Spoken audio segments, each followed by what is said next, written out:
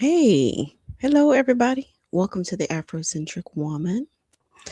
I figured we could have a lighthearted discussion today and kind of clown Umar because he deserves to be clowned because he is a clown. Um, Shout out to Lyndon Honor who been staying on his neck and everybody else who been staying on his neck following this scam that's been going on for over 10 years. I'm like, oh my gosh, he came to my city scamming before my daughter was born. I mean, that was a long time ago. It was a long time ago. Oh my gosh. And he's still scamming. I remember when he fell out with Tariq Nasheed and he was clowning him saying he was on the narcotic. He was on that narcotic. And that's why he, sniffing and blinking, blinking and sniffing and some of the behavior. And I kind of dismissed it at the time because I know that they were beefing. I know that I didn't know. I mean, in retrospect, now I know more about what happened, but I just thought, guys fall out sometimes. So they fell out and they were just hurling insults at one another. But Tariq Nasheed spent time with them, like a long period of time with them, if you think about it. I want to say he was in two or three of those hidden colors and that recording was a long time. You know what I mean? Like hours and hours of recording, um, spending a long time with somebody. And so I would assume that he did have an opportunity to observe him. He did go to some what he thought was an office, but Tariq described it as it was like a storage unit that was like junked out with a bunch of trash and stuff in there. Um, and I I didn't think anything of it. Sometimes when you have somebody, and not saying that he was a hero, but I've even had people in my personal life that people have had to pull me to the side and been like, "Oh, so and so, does drugs or whatever." And I'm like, "I didn't know." Cuz I'm just kind of square. I remember I was in college and I was seeing this guy and somebody had to pull me to the side. They were like, "Yeah, you don't really want to mess with him because he be on a lot of he does a lot of drugs and stuff." He was a DJ, and that was like something I found out um in that particular city that I went to school in because it was kind of a bigger city with the nightlife and all that, and a lot of the DJs and the people in the entertainment industry, people in the restaurant industry, nightclubs, all of that, they would do certain types of drugs to stay up all night. I didn't know no better, child, because listen, I have me a drink or two and then I'm ready to lay it down. I'm not trying to stay up all night. Y'all can do that. I'm not trying to do that. I'm trying to go to sleep. Even when I was in college, I was kind of what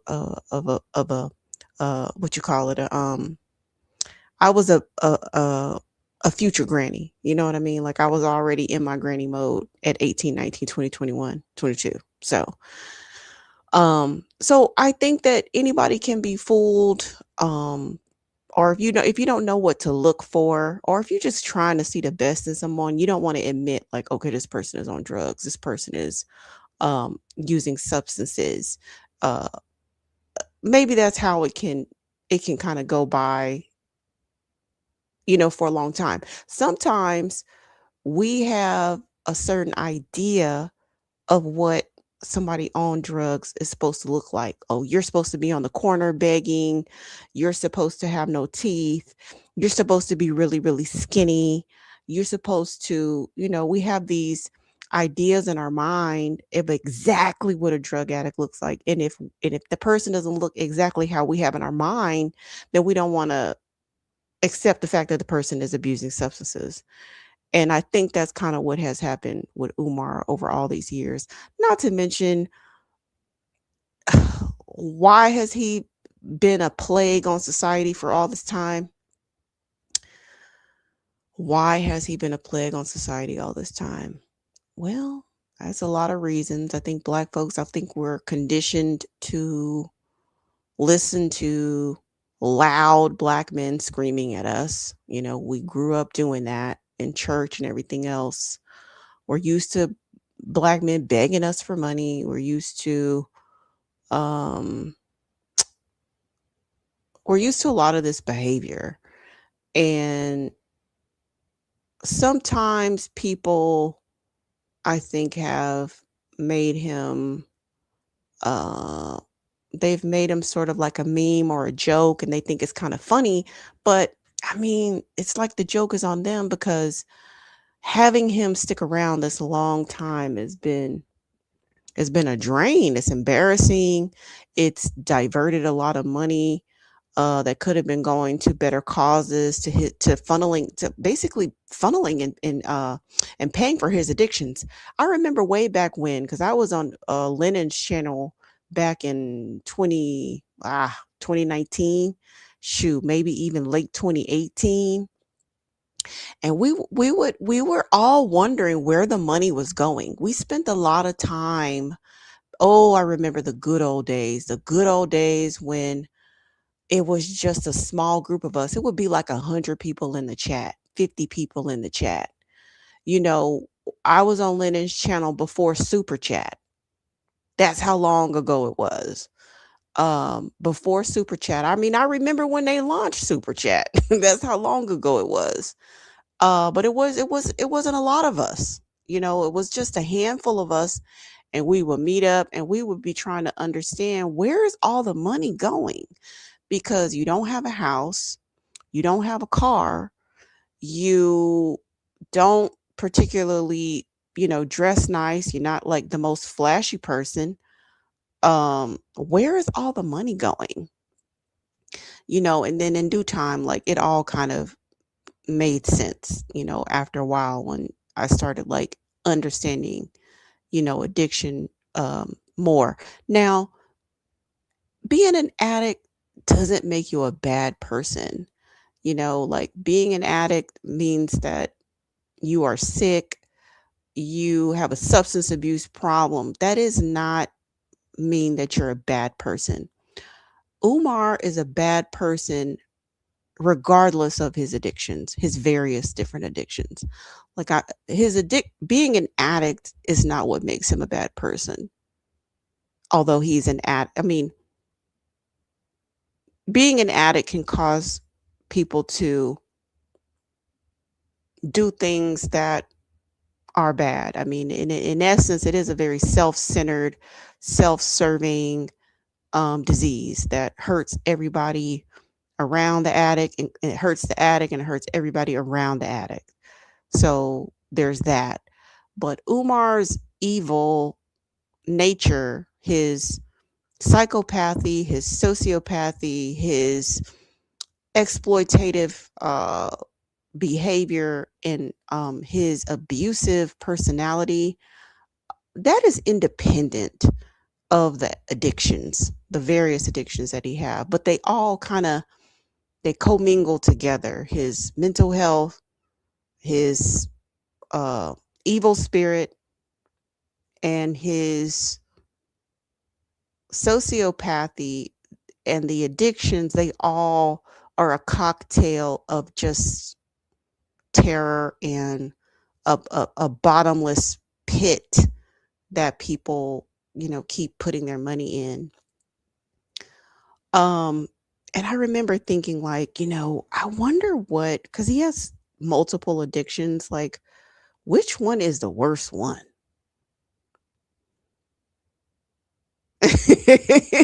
Cat Daddy said, I appreciate 10, but next time make it 20, my sister. Dr. Umar. Oh my God, this guy's been scamming for years. I wonder, like, which one is like um the primary addiction. I'm gonna give you my theories, and you could take what you can, feel free to chime in with your theories. So one of his addictions is food. He is a food addict. Um, he's a food addict, period. Like, I know, like, people are like, can you be a food addict? You totally can be a food addict. These are people with disordered eating. These are people who binge, who gorge themselves, who compulsively overeat. Um, yes, food overeating is an addiction. There are actually 12-step programs that address food addiction, whether it be overeating or just food, food addiction in general. So food is one of his addictions. Another addiction he has is sex. He's a sex addict, um, and very disordered. Uh, because some of it is like sometimes it's engaging in the sexual acts, but sometimes it's just like he he is uh he's he's a not a kind of like an exhibitionist. He likes to make people feel uncomfortable. He brings up sexual conversations where they are totally inappropriate and unnecessary. And I think a lot of that is an excuse to talk about sex. Like, it'll be like, oh, today is sunny, and who we're gonna go to the park and then go to the bookstore, and he'll be like, yeah, because Punani will be there. He'll just bring up sex just randomly. Um he looks for any excuse to talk about it, I think, because he's preoccupied with it. It's always on his mind. And I think he likes to shock people. He likes to make people feel uncomfortable. He also likes to engage in, like, especially with other men, he likes to engage in like a group, sort of like a circle jerk off, where like everyone's talking explicitly about sex in a totally like inappropriate and unnecessary way. That's all a part of his sex addiction. Another one is his substances. So he seems to, um, in my opinion, from my observation, it looks like he does a combination of uppers and downers. Um, and probably like some type of like hallucinogens, like maybe like a Molly, like uh, it seems like he pops Adderalls or some other type of stimulant. We know he turns down the heat with the cocaine. I don't think he likes to smoke crack. I think he would prefer to like snort cocaine. That's just my observation. But I feel like when his money is really low and he doesn't have a choice, if he can't get a hold of coke, then he would smoke crack or meth or something like that. And then I think that to come down from those stimulants, he then uses something like some opiates to come down, and alcohol. But honestly, like, I don't feel like um I don't feel like the substances are his primary addiction, and I'll tell you why in just a little bit. And then he also has a gambling addiction. We have seen that he has gambled a lot of the donation money that he's gotten for this scam. Um, he feels a lot of shame about his addictions. He feels like he has to hide the gambling and pretend, he'll live stream in a casino and then pretend like, oh my God, I don't know how to use the slot machine. Like, how do you use this? I don't know what I'm doing. Knowing good and well, he knows how to use the slot machine. He's a gambler.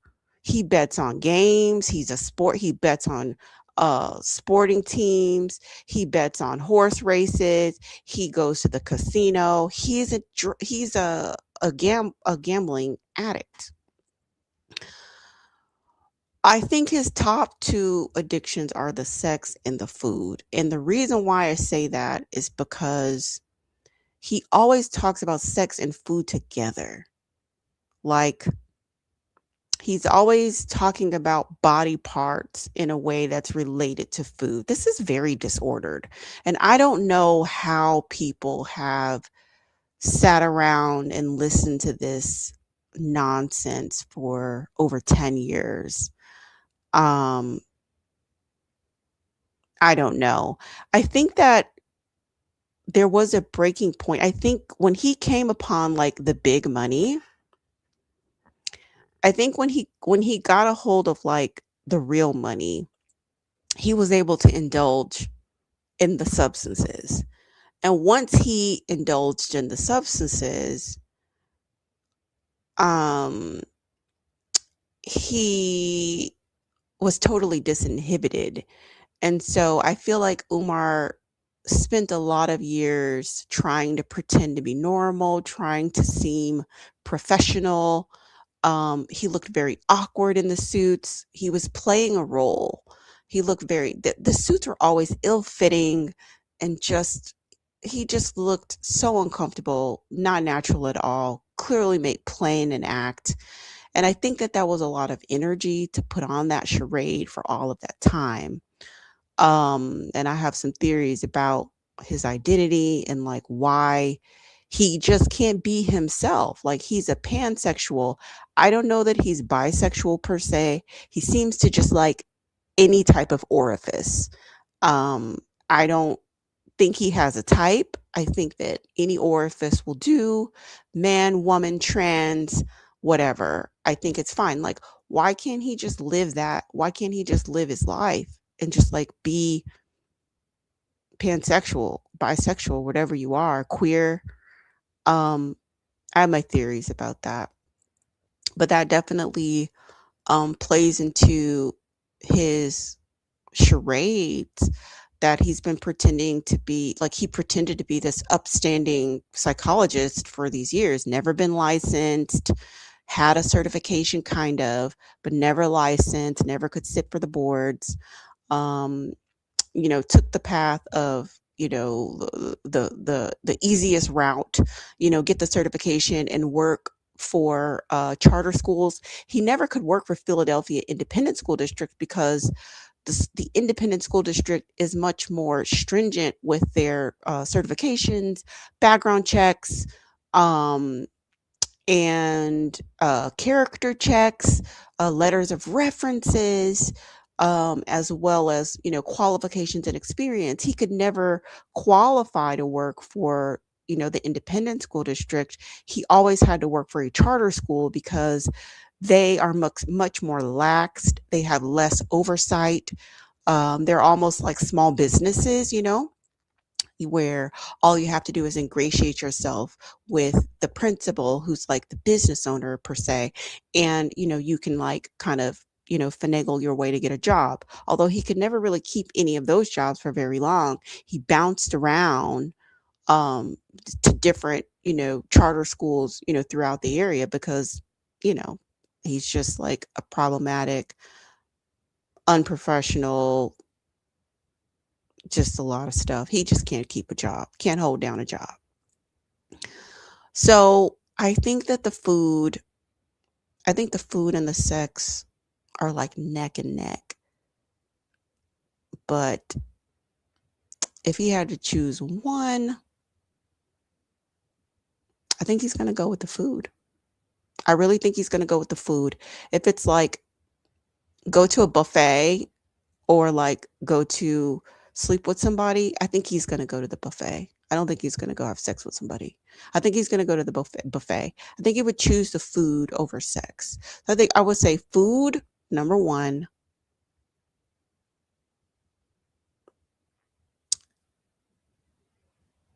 Gosh, like the substances or sex. Oh, that's a hard one. The substances or sex. Okay, so Umar has left the buffet. He's full. And it's like, okay, are you going to go have sex with this person or are you going to turn the heat down? I think he's going to turn the heat down. Yeah, I'm going to go with turn the heat down. I'm going to go with substances and then sex. But that's hard because it's like, I don't know if I should decouple food and sex because he is always preoccupied with both of them. But the thing about the food and the sex is that those are like socially acceptable topics. So he can talk about those And if people don't understand addiction and people don't understand how sick he is, then they won't realize that he is just engaging in very destructive behavior when he's talking about, women's body parts as food, and he's always like relating women's skin tone. He's such a colorist. He's always relating women's skin tones to like food, butter pecan, lemonade, ice cream, cookies and cream, and all kinds of crap like that. So, that's a difficult one because they're always together in his mind. Um, you'll notice Umar's weight fluctuates, and right now he's having a difficult time. He's not raising as much money from his scam. So it's hard for him to turn the heat down right now. It's hard for him to get his preferred substances. Um, so he's settling for lesser substances and also the food. He can engage with the food um, a lot more. It's just easier for him to access the food. For all we know, because of all of his different aliases, I wouldn't be surprised if he has food stamps. I wouldn't be surprised. That wouldn't shock me if that were the case. Um, I wouldn't be surprised if he was able to scam up something like that, have a bunch of food stamps, and just could just gorge himself all day. You see how big he is. He literally needs a bra. He's huge right now. And I think he's so big right now because the substances, when he was turning the heat down, the stimulants were um, kind of taking some of his appetite away and making him more active and just not as engaged with eating the food. And also just having a little bit more to do in life. He was able to kind of move around and like not be as big. But now he doesn't really have a lot going on. It's the winter. He doesn't have the money to access turning the heat down. And so he's just engaging in the food addiction. It's right there. It's something that he can do all day. Um, yeah. So the food. I think he's a media addict as well.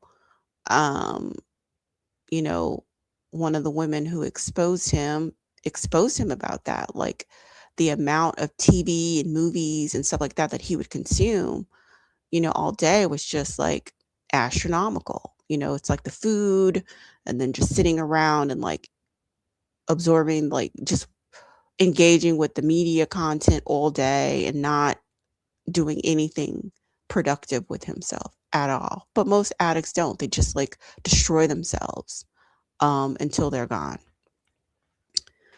Um,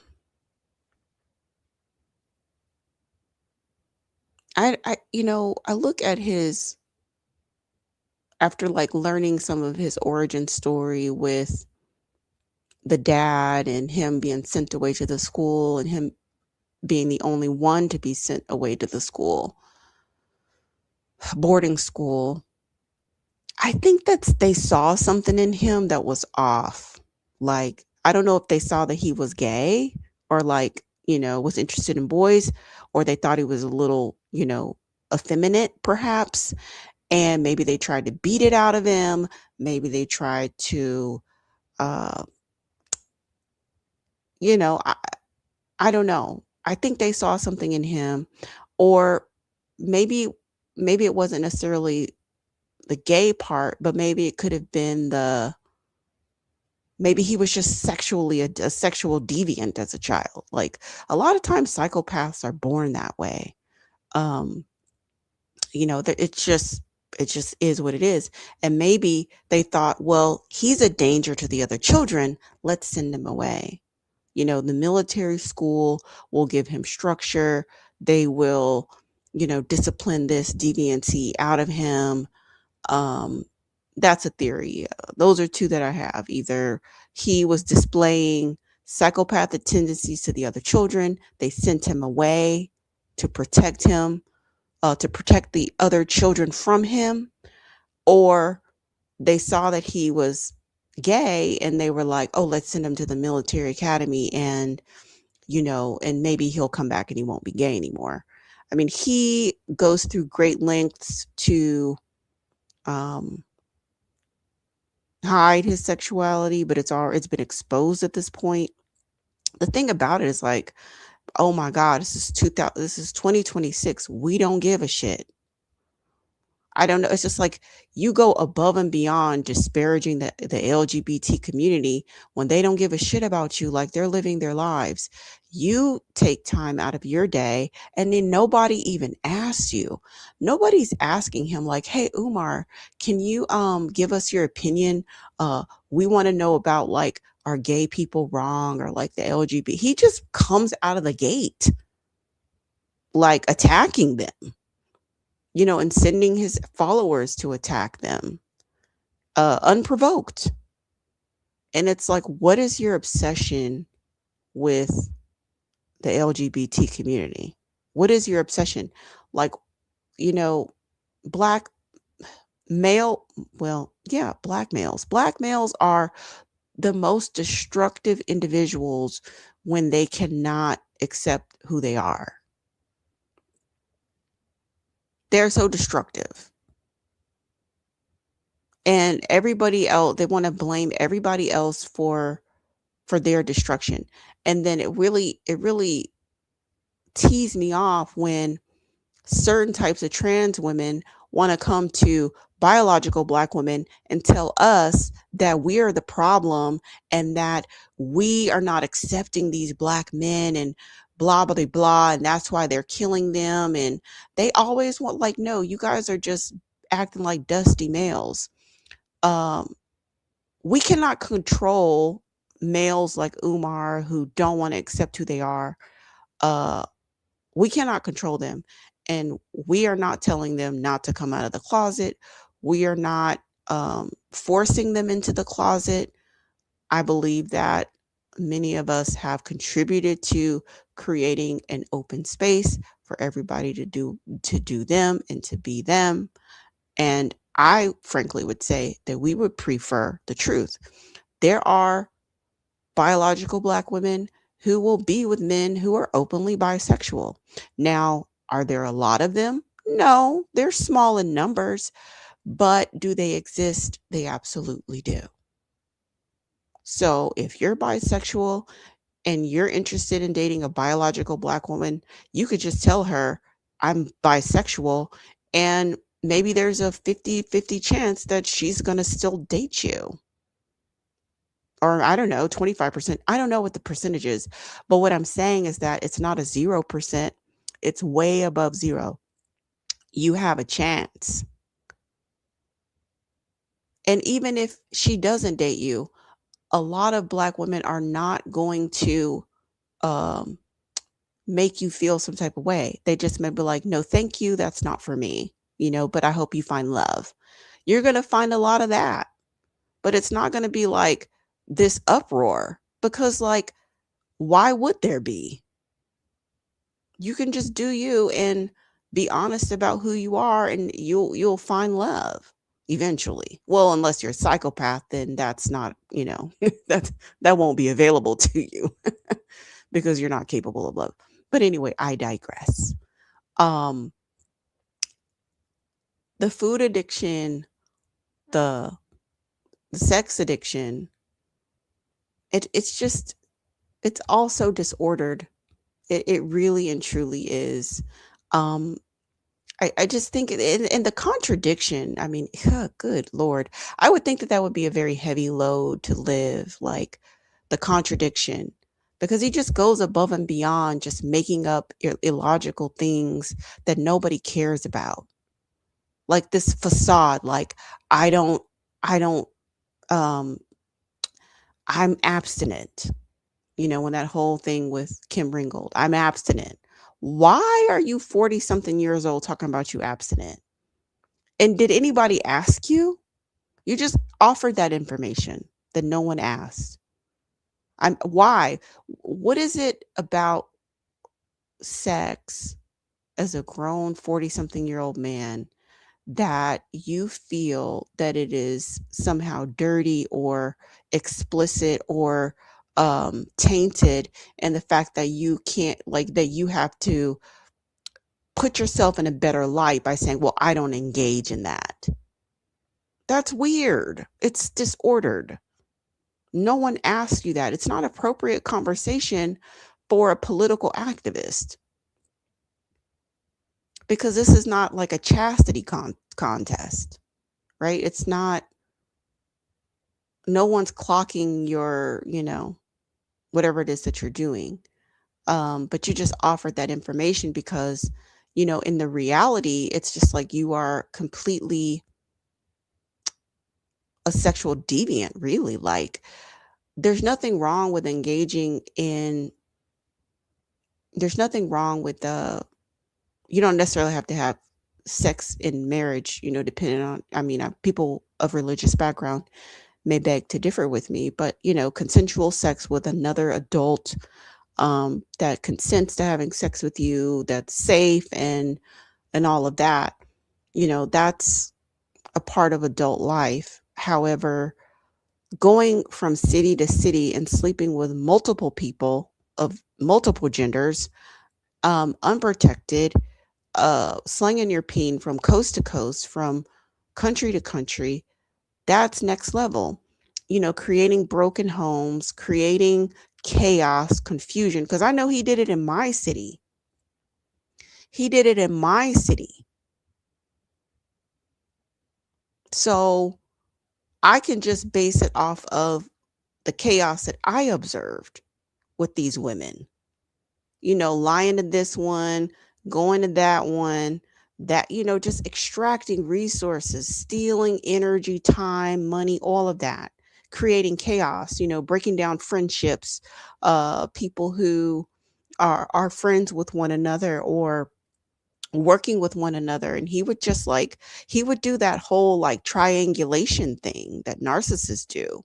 Well, that sister, and she don't realize that I'm special, you special, and just all manner. He just comes in, he drops into the city, he creates chaos, he brings no value, he sleeps with the different women. He breaks up friendships. He causes dissension in the sisterhood. He steals from the brothers. He takes money. He diverts money away from community projects here in your city and diverts them to himself so that he can feed his addictions. And then he just does that in multiple places. And this has been going on a long time. This was in 2013. That's a long time ago. 2013, 2014. I'm really thinking it was 2013. I was thinking about this earlier today. I think it was 2013 that this was happening. I want to say he came here like 3 times, but he couldn't come back here after the last time he came. He couldn't come back because he was going to get jumped. So he didn't. He ain't been back since. Not to this city. Not to my city. He ain't been back. He went to the town over. He went to the town over. He didn't come back here though, because he was not welcome. He towed his ass. That's what we say down here. He towed his ass, and he couldn't come back. Ain't been back since. Um, but I remember, talking to some of those brothers back then. I was more involved in the community. I'm not really involved in the community at all anymore. I mean, I have my personal friendships that I maintain, but as far as like being involved like that, no, I'm not involved like that. But I remember telling them back in the day when I was involved, like, don't have this guy come back. This guy is no good. This guy, he's full of shit, basically. Like, and he's stealing, and he's he's a big distraction. And they were like, well, he's a good speaker. And I'm like, how? What is he saying? I never thought he was a good speaker. I didn't think he was a good speaker. So I don't know what, I'm just not moved by this. I haven't been moved by the speech. Besides that first video I saw back in 2011, yeah, I don't know if it was 2010. It might have been 2010 or 2011. Um, Maybe it was 2010. Because somebody had sent me a video of him. It was like the video of him at Dawa Israel, who passed away a few years ago. Um, Somebody had sent me that, and I was like, "Oh, that's cool." I mean, a lot of that information I didn't know, and the reason why somebody sent me the video was because it was somebody I was dating at the time. Um, I was talking about my nephew. I was having a lot of problems with my nephew, trying to get him on the right track, trying to, deal with the school. And I'm doing all of this and I'm out of state at the same time. But I'm trying to do what I can from where I'm at, trying to help him.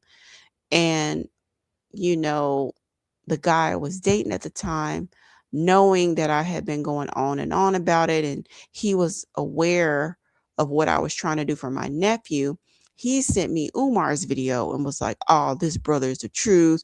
He knows all about this, that, and the third about black boys in the school." And I was like, "Okay, cool. I'll check it out." So I'll listen to the video and see what's up.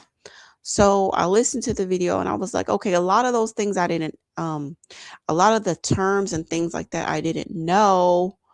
Um, I had my own, feelings about the school system and things of that nature. So I was definitely predisposed to falling for the bullshit.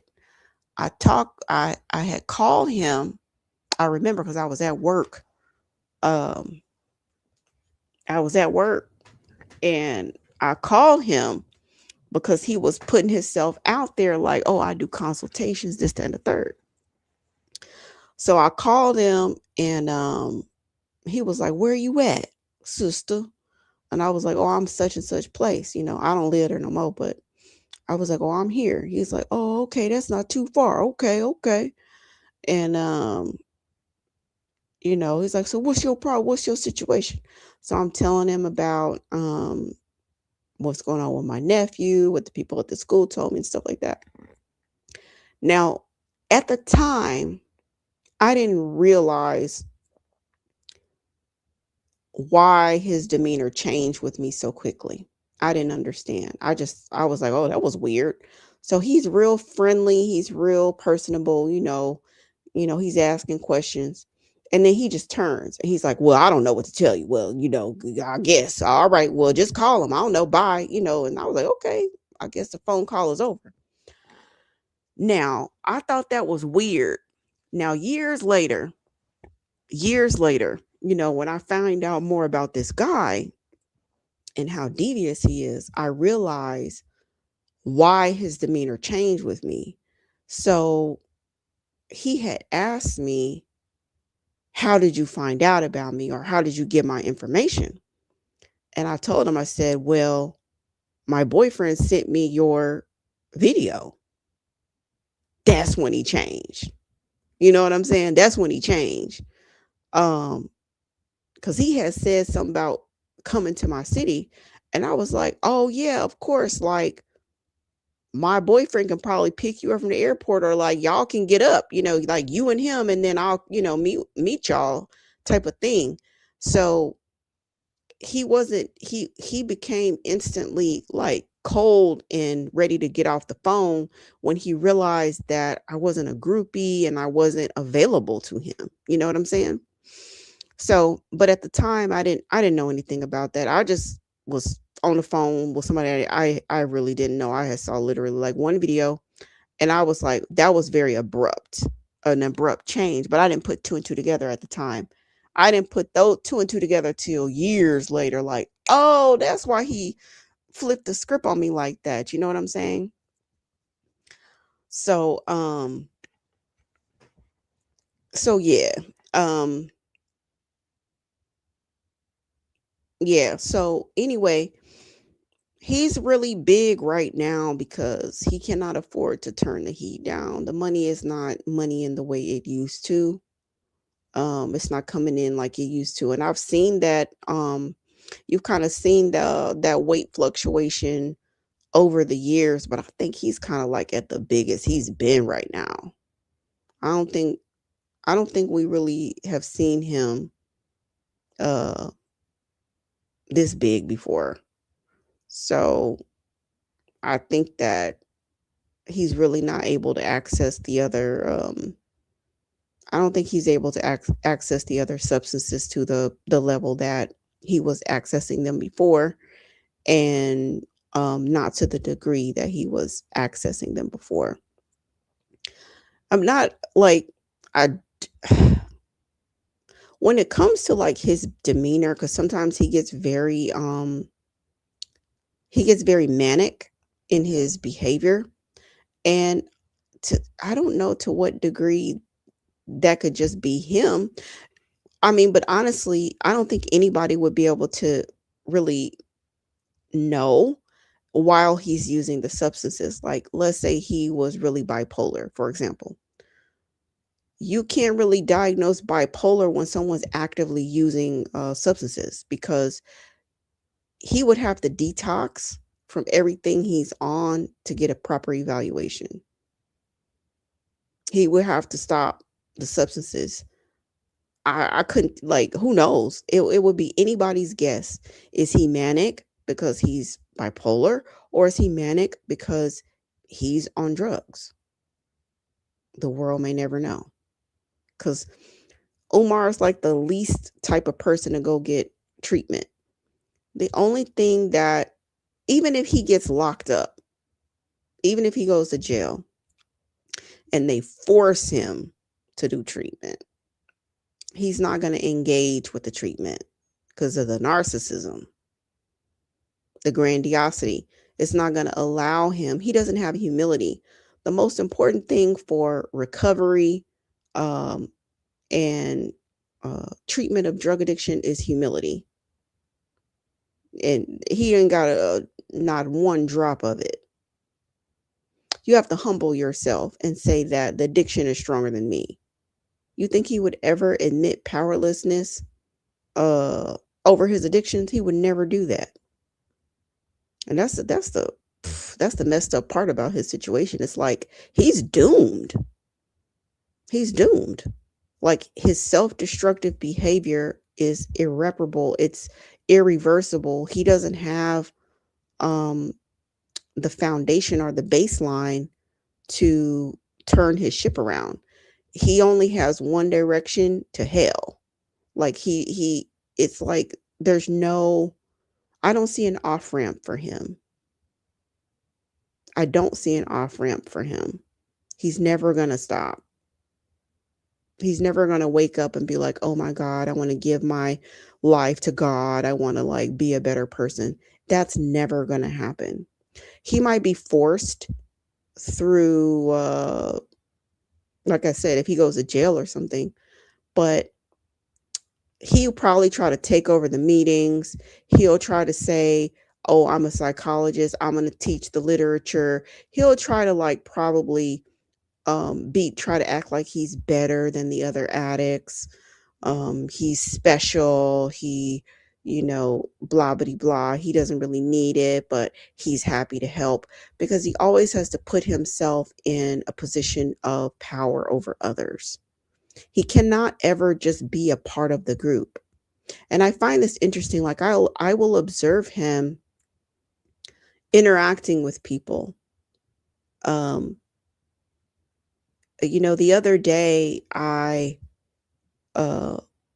I was watching a video on Lennon Honor's channel, and he was playing the throwback of him celebrating his birthday at FDMG. What? At the Trap Bandos, at these abandoned mold-filled buildings.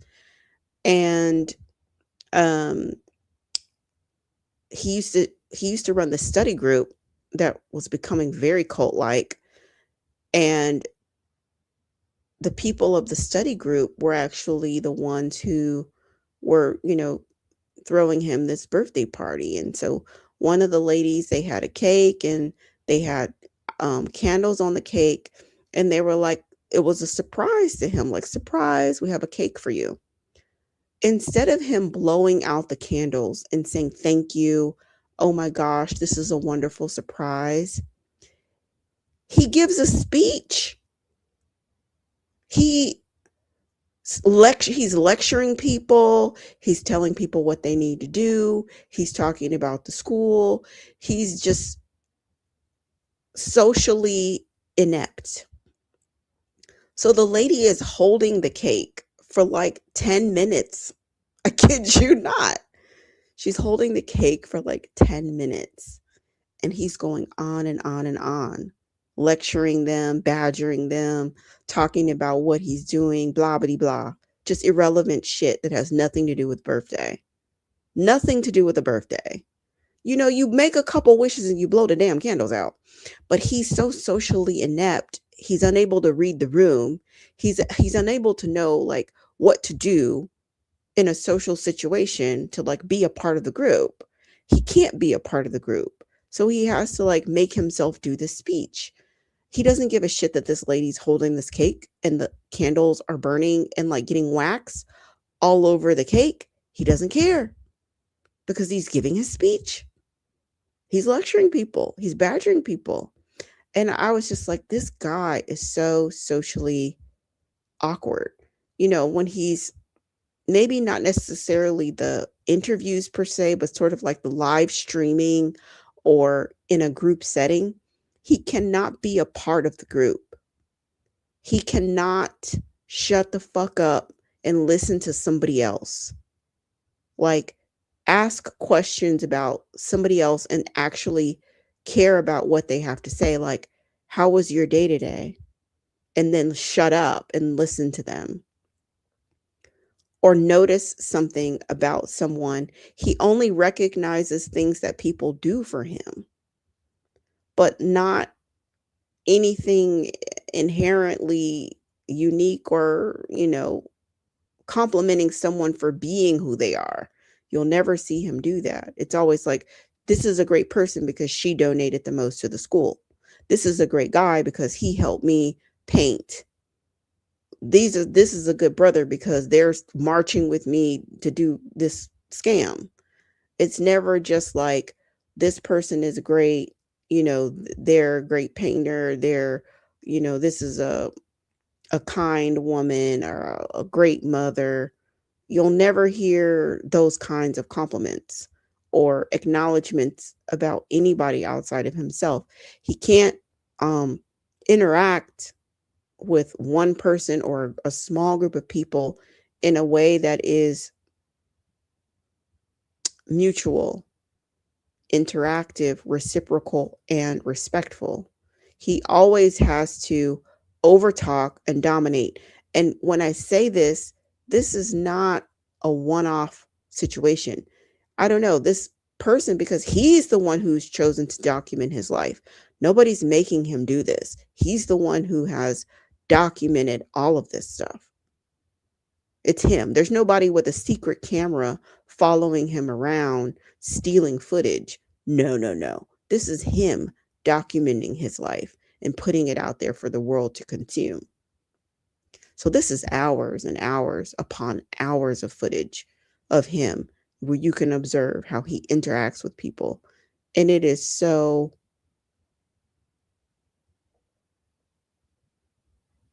it's exploitative. And he always has to put himself in a position of power and dominance, perceived dominance, what he would perceive to be dominance. He can't be just a part of the group. He just can't be a part of the group. And this has been going on. When did he start documenting his life? Back in 2012, 2013. And really started documenting it 2014, 2015, 2016. In those years, really started hardcore documenting his life. So this is over a decade's worth of evidence and footage of him being unable to um,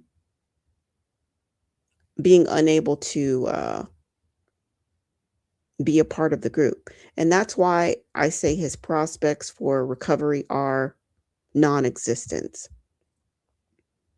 I don't believe that they're existent because whether he's high or not, or actively using substances or not, he can't be a part of a group.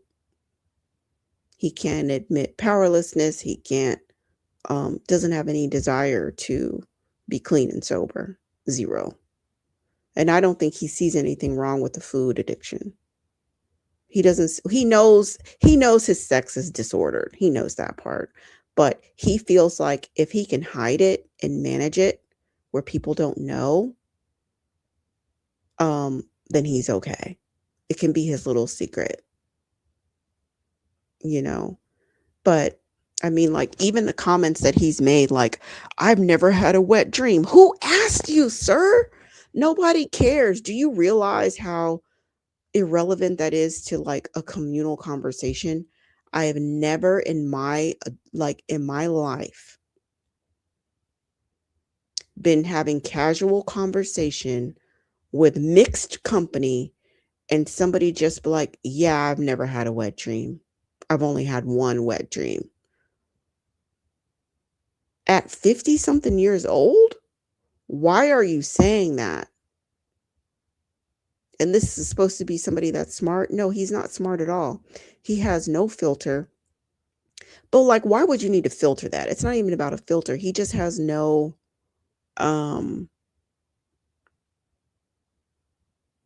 sense of what's appropriate. And why would anybody want their child around?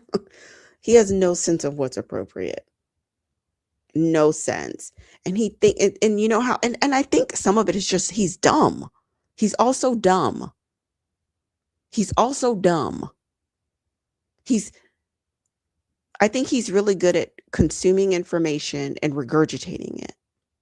Like he's like, you know, those people who have those like visual minds and they can like remember random facts and things. I think he's really good at that. But as far as like common sense to like pay bills, procure a car, keep the car, get car insurance, do any type of project, he has no adult skills. Zero. He cannot adult. He cannot adult. Still living at his mama's house. He cannot adult. But he's dumb because he thinks that by blurting this information out, it's going to make him more virtuous. Like having wet dreams is dirty in his mind, maybe because of some trauma back in the day. I don't know. In his mind, having a wet dream or masturbation is dirty, it's evil, it's, you know, it's a secretive thing you do, it's an underbelly of society, nobody can know, you know, it's a lesser person, you know, the higher person is the one who doesn't desire sex or isn't a sexual being, and so I have to tell people that I've never masturbate, I don't masturbate, and I've only had one wet dream in my life. And he's so stupid that he thinks that it makes him look virtuous or somehow special or somebody that people are going to admire when it just makes you look weird. And we all know you're lying because like we're all adults and we kind of know that that's fucking stupid and nobody cares. Like what kind of disordered thinking do you have and feelings around sex that you have to, on one hand, talk about it all the time in inappropriate ways when nobody cares, and at the same time make outlandish claims that you don't engage at all? It's so insane. All of it is. Um his prospects are low. Um yeah, his prospects are of I would say that they're zero. Like he's never gonna go to recovery. He's never gonna um he's never gonna overcome because he would have to like literally like get treatment for the food addiction. He'd have to get treatment for the sex addiction and treatment for the alcohol and the drugs. and I don't think that's going to happen. Um, the gambling too. It's like anything to stimulate. He likes anything that stimulates him, outside of himself. He's a miserable. He always is trying to escape himself. And he can escape through the food, through the drugs, through the alcohol. He could escape through the gambling, etc. And uh, I, it's definitely not a life I'd wish upon anybody. It's just a life of misery, absolute misery.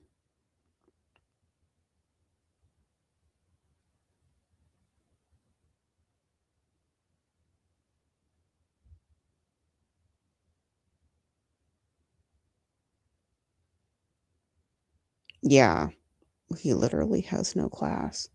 He's it, that's another thing, he just looks so awkward, especially like when he deals with white people, he's like a totally different person. Um he seems very uncomfortable. Um he seems very uncomfortable whenever he's around white people and like he really has to put on. And he seems to have the ability to temporarily act respectful. So it's like, okay, so you do have the ability to be respectful, but you don't demonstrate any of those behaviors towards black people.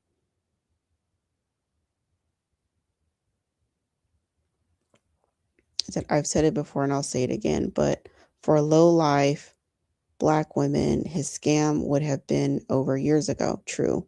We would have seen his Jimmy Swaggart moment, but no, black women keep listening. Yeah, I agree. They do. Yeah, I done a video. I have a few Umar videos on my channel. I done a video back in 20, I want to say it was like back in 2020. Um, yeah, where um there was a harem that he had at the time, and I discussed various women in his harem, and I gave my advice to black women in general about what they need to do to take care of themselves and how they need to increase their standards and stop lowering themselves to this guy. And that was like in 2020. So what, 6 years ago? So you know, I try to have compassion where I can for the women. Like thinking about one of the women who's recently come out, and you're like, okay, what did you see in this guy? Why? Because you seem like you have more than two brain cells. So why? And I get it. I mean, but I think back when I was like in my 20s, I haven't been with anybody as well. Let me hold on now. Let me think about this. I've found myself in a bad situation, and similar, could have been possibly similar, maybe not as bad as Umar, but definitely not a good guy. But that was like a few months of my life, and I was also in my 20s. You know what I'm saying? And I had had enough. Like I wasn't not about to sign up for a struggle life. So when the women are like 40s, and that's when I'm like, ma'am, you get a pass when you're younger, but when are you going to learn? I don't know, child. I don't know. That's definitely something that I don't understand. I don't understand why women are still engaging with this guy. It's definitely dwindled, but it should be zero. Nobody should be supporting this. It's like if you are supporting it, like even let's say you do care about the guy.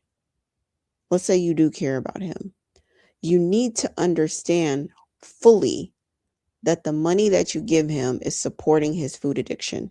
Now, back in the day, 2018, 2019, back in the chat on Lennon's channel, we had actually done some calculations on the food in the hotels. Because sometimes when he would go and speak, they would pay for his hotels, but sometimes they wouldn't. And he'd pay for his own hotels when he was traveling around. And we're like, well, if he's eating out 3 times a day, at that time, keep in mind, he was never home. Well, he also was homeless, but he was never home. He would travel for like weeks and weeks and weeks, back to back to back to back. So we're like, he's probably eating at least 2 or 3 times a day. Like maybe the hotel provides the breakfast. Maybe the breakfast is included. So you got to buy at least your lunch, dinner. And you know he liked to snack on Miss Debbie cakes and cookies and crackers and everything else. He'd just be sitting up eating. Remember when he used to eat on the lives? He'd just be sitting up there eating candy and all kinds of crap. And we were like trying to figure out like, where did all the money go? Because we were baffled.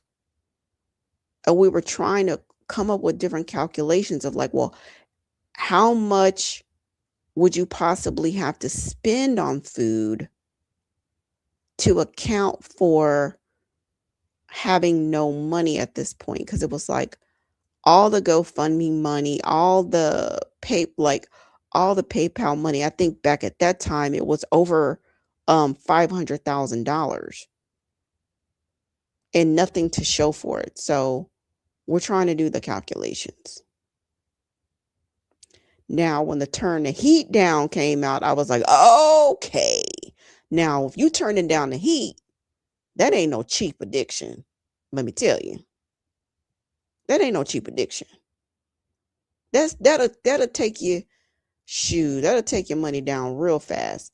But if you look even back, he was facing an eviction, and I look at that rent, like that place that he was living in Philly. I think the rent was like, it was under $1,000 for sure. Because whenever I hear that story about that, I miss those days so bad. Because you don't want to know how much I spend. Like, I hear that and I'm like, oh my God, I miss those days. But I mean, I remember I was thinking about moving to Philly or New York. And I was looking at Philly and New York. And the cost of living is like night and day. Like, Philly is a relatively, it is an expensive city, but like the rents are still pretty accessible. And they most certainly were back then. Like that time, 2000, I was looking at like 2006, 2007. I was offered a job in Philly and I was offered a job in New York as well. And when I was looking around for like apartments, the ones in Philly were way more affordable, So it's like you get that big city vibe, but you, I don't know, it's just like it's still like the rents were still pretty accessible. So the fact that Umar was facing eviction for not paying his rent, and his rent was like $700 or $800. If anybody knows the amount, let me know. He wasn't paying it. That lets me know like you turning the heat down, you buying you buying food, you buying sex workers. Let's talk about it. Cause I honestly believe Scrub Daddy was probably a sex worker. That's what I think Scrub Daddy was. I think Scrub Daddy, he probably met Scrub Daddy on Grindr. Um, he probably met Scrub Daddy on Grindr, and they was cool and woo woo woo. And he was like, come through, and he probably gave him some money. He probably paid him. Yeah, I don't think that was just his homeboy, like he probably, because that's how he typically engages with people, a lot of the people that he sleeps with, he gives them money some type of way. Like, and I think that the reason why he does that is because he needs to make it transactional. Like, he doesn't want uh any type of intimacy. You know what I'm saying? And he needs to also have some leverage to make people feel guilty so that he can kind of like throw something in your face. So my theory is that Scrub Daddy was a sex worker. That's very possible. Or at least somebody that he was giving money to or giving substances to or something. It's more to the story than just I randomly ran into this guy, randomly and needed to get my hair done at 2 o'clock in the morning. I remember, when well, it wasn't very long ago when, he was settling with Marianne um about the footage that he didn't want to come out. I'm like, what kind of footage? What kind of footage could this possibly be? Like, you got all kinds of stuff on the internet.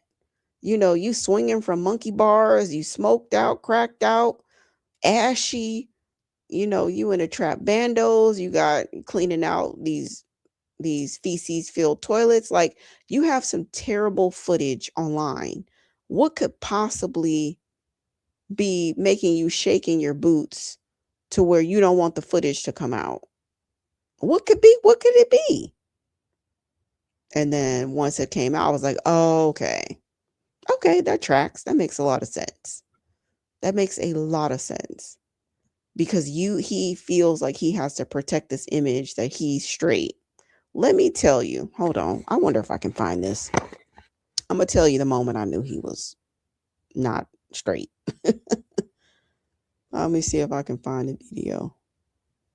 Because this is when I knew he wasn't straight. I was like, yeah, this guy's not straight. No way. And it's nothing wrong with like being on the spectrum, sexual, I don't know, what do you call it? Being sexually fluid, I don't know. Like, living your truth, man. Dude, living your truth. Let me see.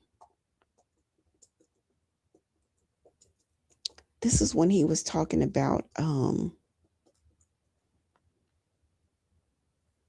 this is when he flipped the camera and showed the hoarding.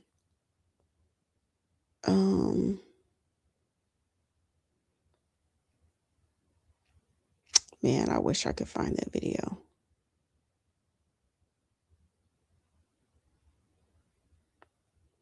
Because if I could show it to you, excuse me, if I could show it to you, you would see what I'm talking about too. Let me see if I put Umar Johnson, hoarding. The hoarding is a different situation. I don't know if the hoarding is necessary. It's not really addiction per se, but I don't know. I would also say he has a shopping addiction too, and Lene touched on that. Like, he just buys, he buys, he buys, he buys. He doesn't um he doesn't put any type of thought into the items he's buying. He compulsively buys. Yeah, that's an addiction I forgot to mention. Shopping addiction. He's a shopaholic too. He's a shopaholic. He just buys and buys and buys. And I can kind of relate to it a little bit. Not myself, but I've seen this before. It's like a combination of like shopping addiction and also mismanagement of life. So years ago, I had went to my ex's house, and I kid you not, like my child's father, I kid you not. I'm trying to explain, how can I conceptualize this? His entire closet was filled with clothes, like to my, like right at my stomach. So can you imagine like a walk-in closet, right? And it's filled with clothes. And the clothes are piled so high that they're like at my waist. That's how big the pile was. So he has a chronic illness, and I felt sorry for him. So, and also because he wanted my daughter to go over there, and I really didn't feel like it was very clean. And so I didn't want to leave her in a dirty environment. So I wanted to try to motivate him slash help him because I didn't want my daughter in a dirty environment. So I'm like, okay, well, I'll help you with the laundry. You clean up and I'll help with the laundry. And so instead of me washing things one at a time, I was like, no, I'm going to take all this stuff to the laundromat. I'm going to fill up all of the washing machines, and I'm going to wash everything at one time. Then I'm going to take everything and put it in a dryer, and I'm going to dry it at one time because I'm not going to be washing clothes all day. I did not get to wash. It was too many clothes. I didn't get to wash all of them, but I washed like my trunk was full and my back seat was full, and there were clothes in my passenger side seat. So like when I folded up the jeans, so okay, so walk-in closet, right? All all of the hangers are filled.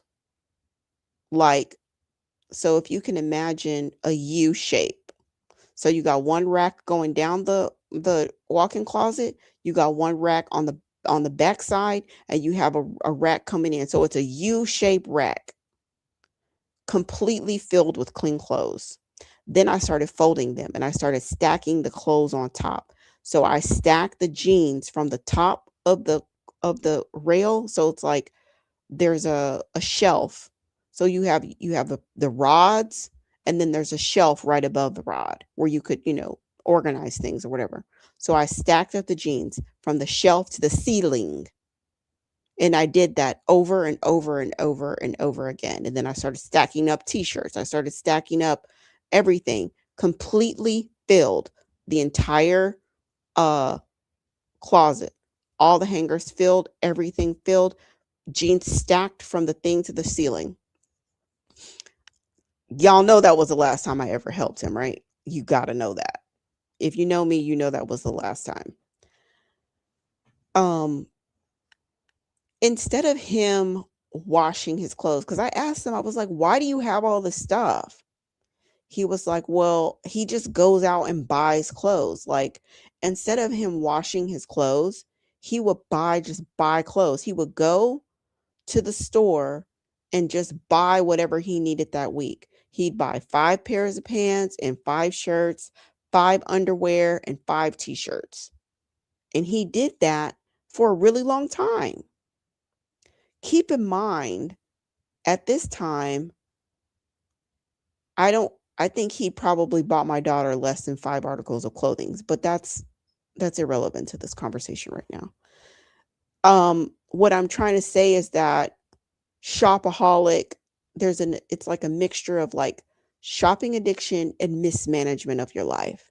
So you mismanage your life so intensely that you can't wash your clothes on a regular interval, and you think that it's prudent and wise to go and buy a week's worth of clothes every single week. And then what do you do with the clothes after you wear them? You just throw them in the pile in your closet until your closet is unusable. You can't enter the closet because it's filled with clothes that you've worn and just thrown in there. And you've just been living this life for like however long, and you think this shit is normal.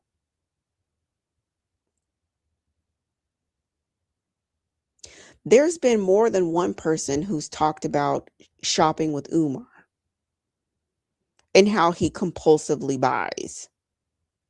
He'll buy like 5 of them and just buy and buy and buy.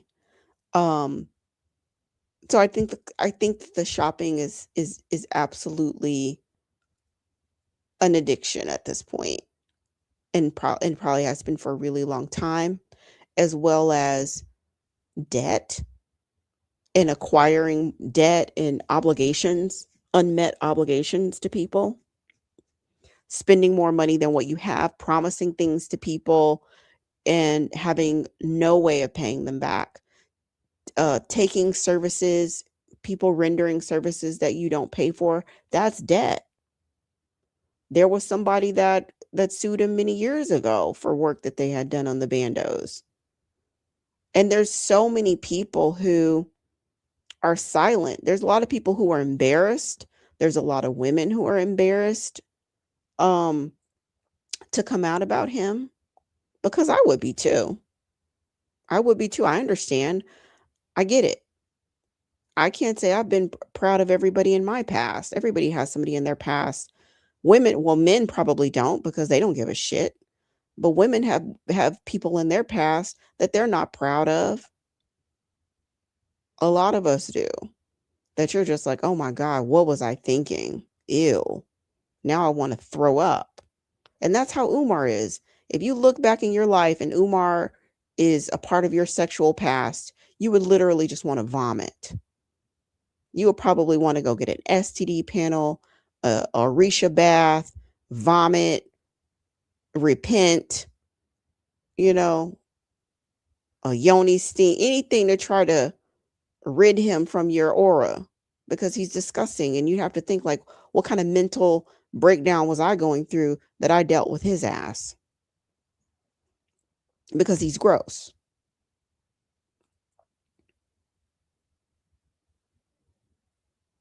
But a lot of the women have talked about his compulsive shopping.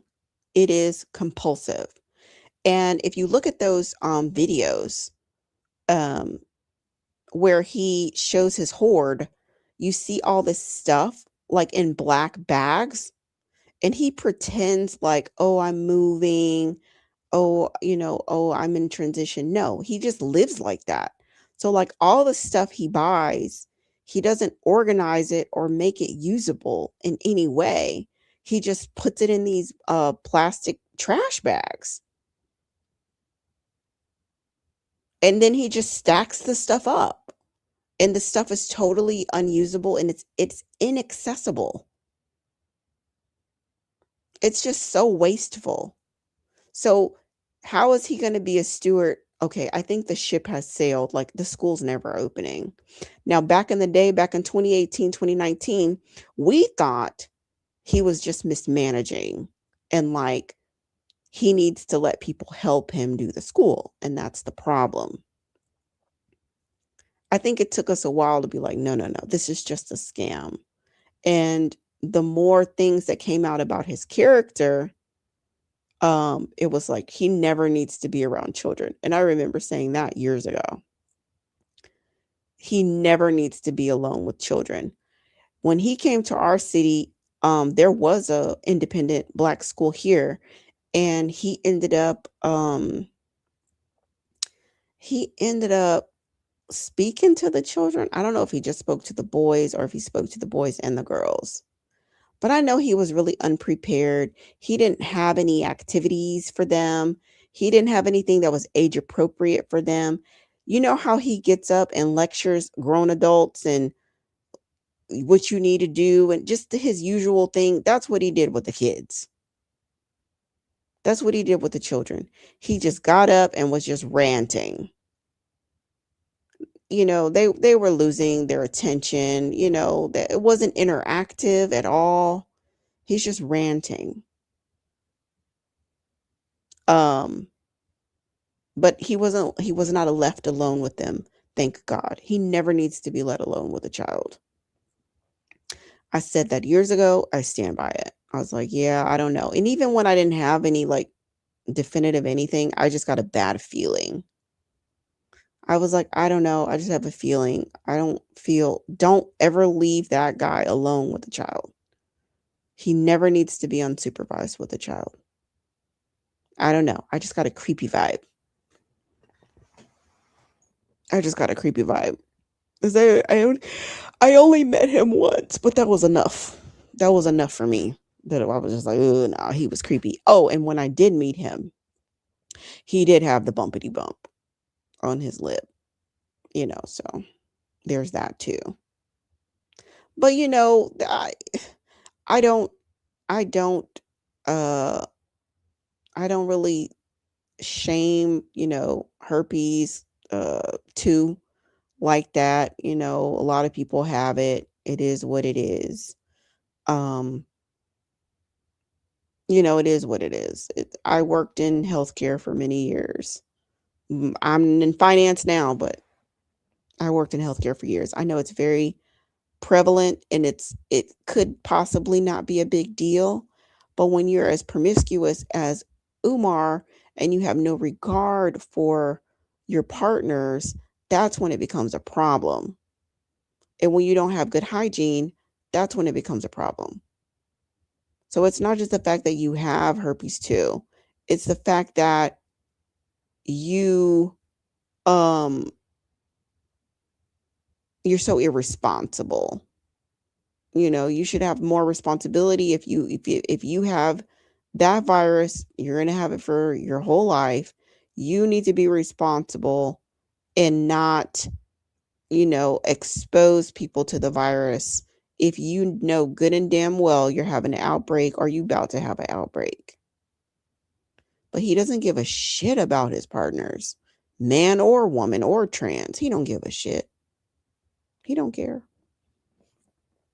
They're literally just an object for him to relieve himself. He's not able to bond or respect anybody or have some type of relationship. It's like he owns everybody. Listening to him talk about his daughter was very telling. And again, it's one of those things where he thinks he's smart, but he sounds so dumb. So his thing is like, well, I'm so upset with my father because my father and my aunt, they teamed up against me to go and see my daughter. And he didn't speak to his dad for however long about that. He's still bitter about it to this day. To this day, he's still bitter about it. He's forbade his father from contacting his daughter. Why? You don't even talk to your daddy. You don't give a shit about him. And you don't talk to the daughter. So it's like you want everybody isolated. You want to be isolated at your mama's house upstairs in the closet, eating and watching TV all day. You want your daughter isolated. She's in need of assistance and help. She's out there trying to make her way. You want your daddy isolated from the you want everybody in their silos. When the truth is that girl, and I'm speaking about when she was a baby, and up until now too, but I'm specifically talking about when she was a baby. She is entitled to her family.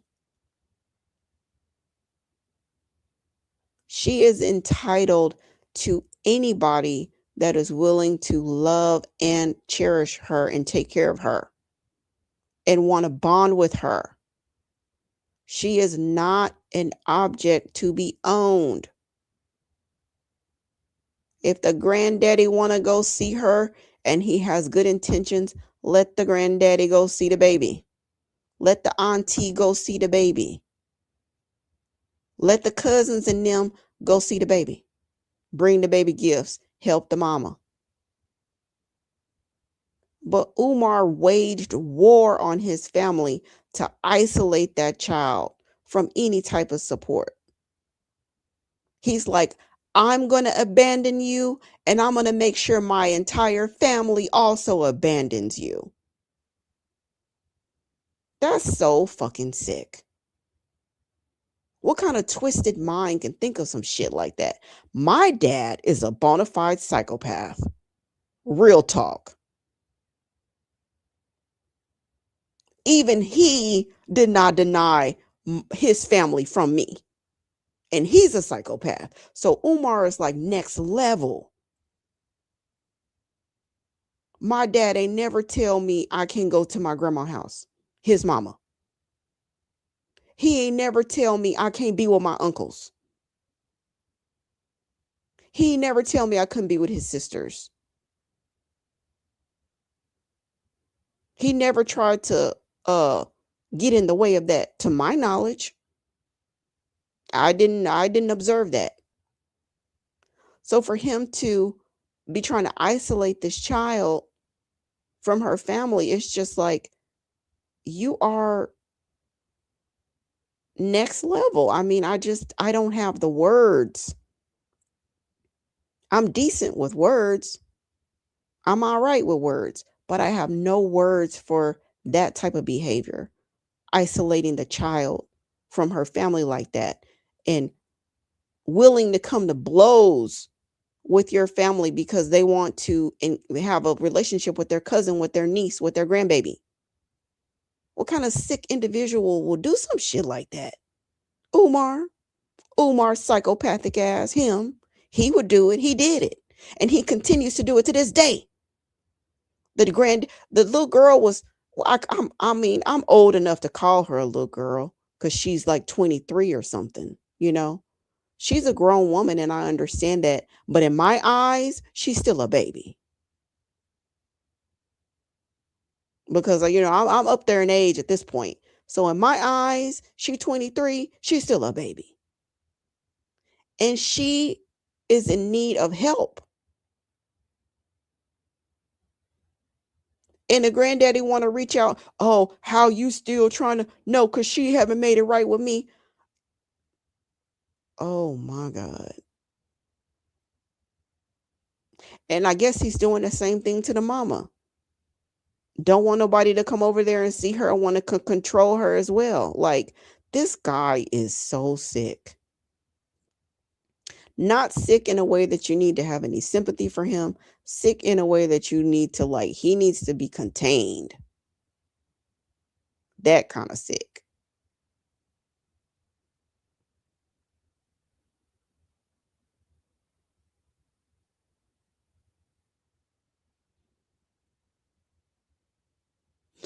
Whenever I think about that little girl, I just pray for her.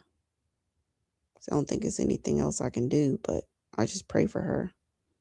I know what it feels like to have a psychopath for a father. Um, Addiction can be hereditary. Sometimes, there are certain, like, um maybe some people may be more susceptible to addictive behaviors. So we don't even know if maybe she got that from Umar. Um Also, she was left alone with him, for some periods of time. Who knows what type of torture and mental anguish and trauma that he inflicted upon this child? Who knows? We may never know unless she decides that she wants to share about it until she can maybe get stable and stuff like that.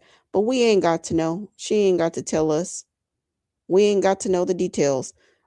Us knowing that you were alone with him is enough that we already know you was traumatized. He traumatized everybody. Grown folks he traumatized.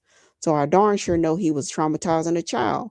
The way he dehumanizes her by calling her baby Smurf is so fucking despicable. I swear to God, I would drop kick him in the face if I could.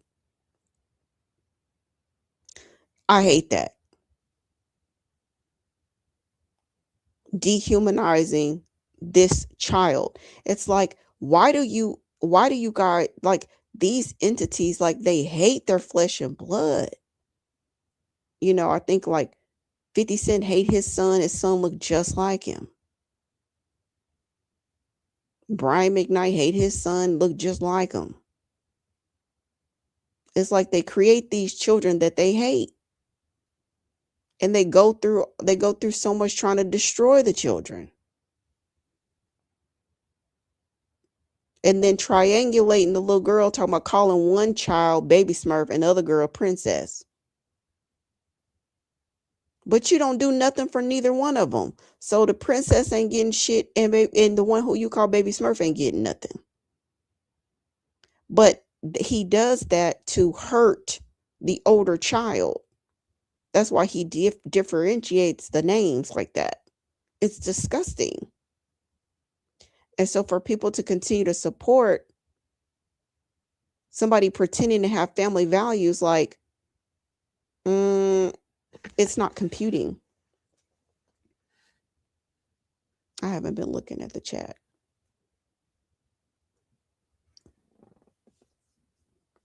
Yeah, you're not going to hear anybody speak good of him.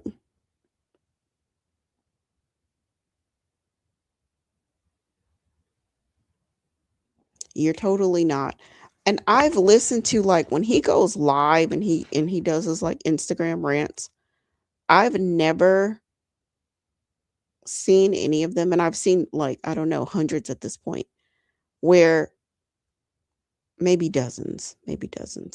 I've never seen one where he doesn't talk about sex or food. That's how I know it's real. Sometimes, like, I can tell, like, he's trying to he'll be kind of like pumping himself up at the beginning, like, okay, I wrote my notes down. I'm going to stay on topic. I'm going to, you can tell he's physically and mentally trying to restrain himself. I've observed this multiple times. But his compulsion to engage in fantasies about food and sex are so strong, and he's so powerless over the compulsion, that even if he's supposed to be talking about Frederick Douglass and Marcus Garvey, somehow he always going to find a way to talk about sex and food. I would challenge anybody to find a live stream where he doesn't talk about either one.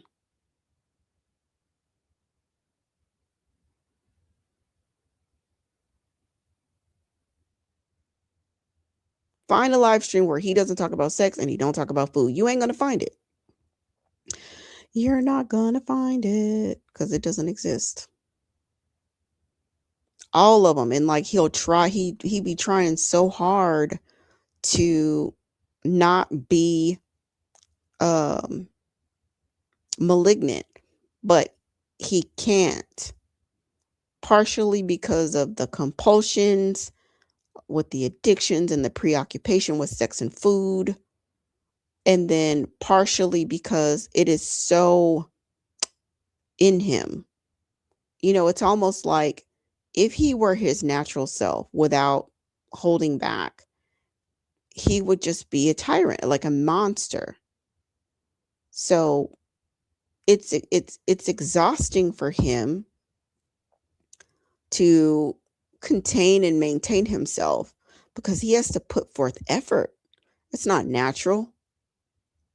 He has to put forth effort to appear to be somewhat normal and not, you know, completely consumed with talks of like sex and food and dominating people and his delusions of grandeur and all of that. Like, it takes so much for him to try to keep that contained.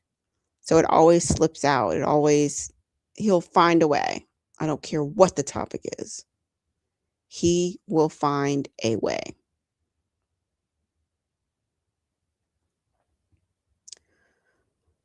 Oh, I'm so glad I get to sleep in tomorrow. I'm so glad about that. I'm totally going to sleep in. Um, so I don't know. I was thinking about talking about all the various different, recovery programs for these addictions, but I don't feel like I feel like it's futile. He's never going to get treatment. But maybe I'll share the resources for somebody else that might be struggling. Um, Food addiction is real. I've talked about food addiction on my channel. Years ago, I talked about Overeaters Anonymous. There's also Food Addicts Anonymous, um, which are free 12-step groups that um, you can check out. They have signs and symptoms, or um, like, how would you know if if your food is disordered, like, or if you have an addiction, How would you know? Is everybody with a food addiction obese? No, not necessarily. Because sometimes the food addicts are bulimic or something like that. It's just like something with food is hurting you instead of nourishing you. And it's compulsive and you can't stop. And it's hurting your life. Then you can go to those resources and um you can read the signs and symptoms and see if you relate to anything. And if you do, you can attend a free meeting. There's also resources with your health program if you have one. Like if you have insurance, there's resources and help. Like especially if you test pre-diabetic or diabetic, or if you test pre-hypertensive or you're hypertensive, then your insurance might pay for a food program as well as registered dietitian and all of that. But being pre-diabetic, diabetic, or hypertensive or pre-hypertensive, like definitely bumps you up. Um, but you don't have to have those conditions to not always to access the resources. So definitely look into it. Like, you know, um, there is help for sex addicts. Sex addicts would be somebody that sex um it impedes their life.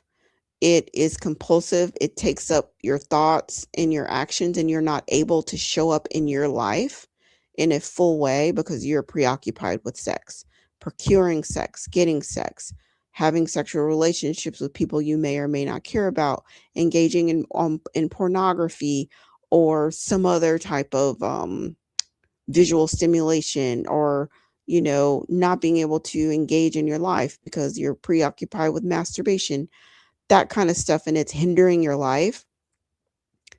There are programs for that too. I think one of them is sex and love addiction. um I think there's another one, but I can't remember the name of it. But if you Google free support, free self-help support for sex addiction, it'll come up. Just make sure you check out the free programs first, because there are a lot of people out here scamming. So check out the free programs first. Um, of course, drug and alcohol is where everybody's aware of the drug and alcohol programs.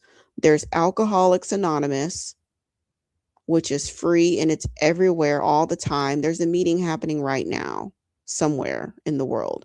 There's multiple meeting. There's an AA meeting happening right now. I promise you. There's meetings 24 hours a day. 24 hours a day. So if alcohol is hindering your life, if someone has asked you like, hey, what about your drinking? If people have talked to you about your drinking, it's hindering your life, it's hurting your health, it's keeping you from doing what you want to do. You can stop for a little while, but then you start drinking again. You can control it for a while, whatever the case may be. There's a program, AA. It's been around since the 30s, the 1930s. It's a great program. It works. AA.org, I think. They have online meetings, in-person meetings. There's a meeting 24 hours a day. If you're struggling with some type of substance, there's Narcotics Anonymous. There's Opioids Anonymous. You can do either one, whatever would be the most useful. Narcotics Anonymous is encompasses all like narcotics, including abusing prescription drugs, using prescription drugs outside of their intended use, or using more than what is prescribed, or using it to manage your emotions, using it to manage your mood. Narcotics Anonymous would be great. It's free. There's a meeting 24 hours a day. If opioids is the issue, you could do Narcotics Anonymous, but some people struggling with opioids would prefer to go to Opioids Anonymous. because it deals with it is a very specific recovery path that is a lot of it's physical with the opioids. And so somebody that, is doing something else may not relate to someone who is detoxing and coming off of and recovering from opioid addiction. There's a specific meeting just for that. So there you go. Shopping. There is a Shopaholics Anonymous. If shopping is you're doing it compulsively, um, it's hindering your life, it's hindering your finances. It's something that you've been struggling with for a long time. Sometimes you can control the shopping, but sometimes the shopping gets out of control.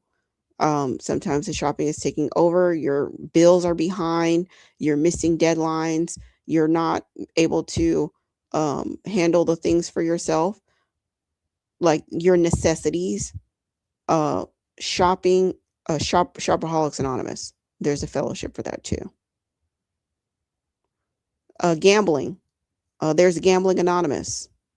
I had recorded a whole entire video on gambling and I didn't have the audio on, so um, sorry. I need to record that video. But I was talking about Gamblers Anonymous on that call. Pardon me, on that live.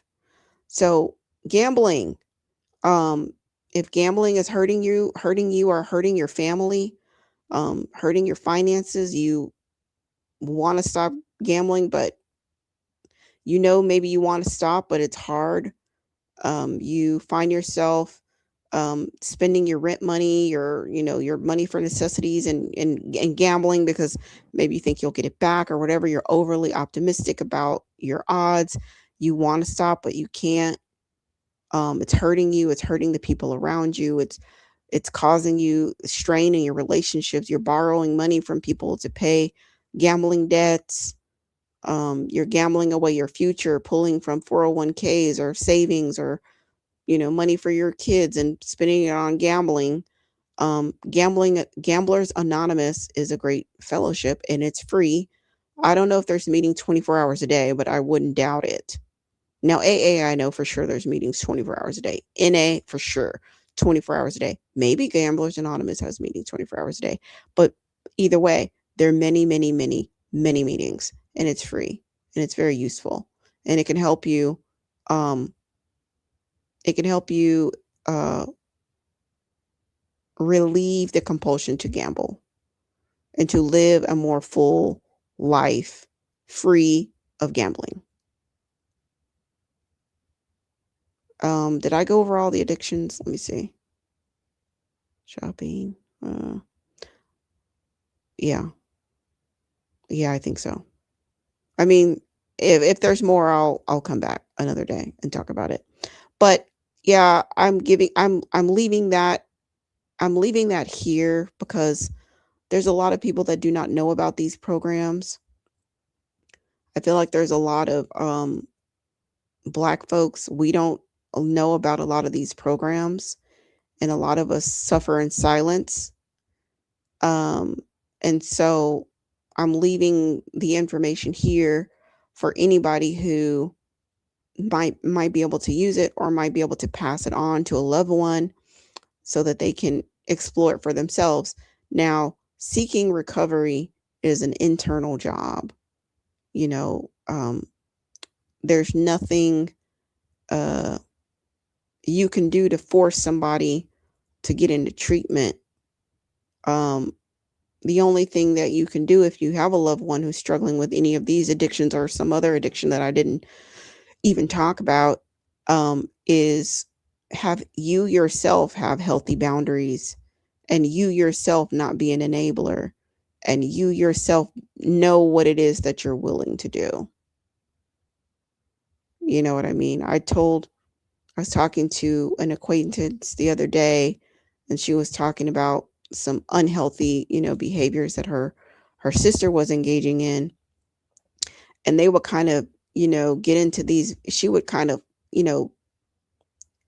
lecture her sister, try to shame her sister, try to badger her sister, and they would just enter into these very emotionally charged um conversations and arguments and whatnot. And it wasn't helping either one of them, and after a while, the emotionally charged conversations in and of themselves can become an addiction for the family member trying to help the other person. And I said, listen, your sister has some health issues. You need to be like, listen, we are going to go to the doctor tomorrow, today. We're going to make the appointment now. You're going to be seen. You're going to get checked out. Da, da, da, and this is what I'm willing to do. I'm willing to help you with the application. I'm willing to take you to the appointment. I'm willing to help you with an Uber to the appointment.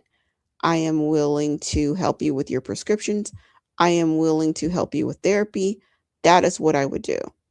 I'm not engaging in these emotionally drawn out conversations.